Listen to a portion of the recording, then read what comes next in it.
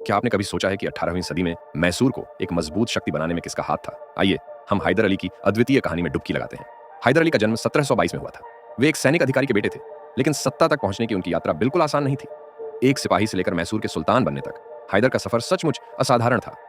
मैसूर की सेना में एक सैनिक के रूप में शुरुआत करने के बाद हैदर अली ने युद्ध भूमि पर अपनी ताकत साबित की।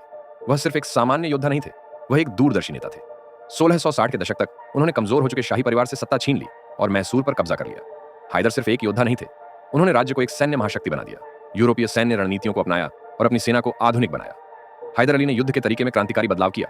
उन्होंने तोपखाने, उन्नत किलों और गुरिल्ला युद्ध नीति को अपनाया, जिससे वह ब्रिटिश जैसे बड़े बलों के खिलाफ एक मजबूत प्रतिद्वंदी बन गए। उनके बेटे टिप्पू सुल्तान ने अपने पिता की दृष्टि को अपनाया और ब्रिटिश साम्राज्यवाद के खिलाफ मजबूत प्रतिरोध जारी रखा।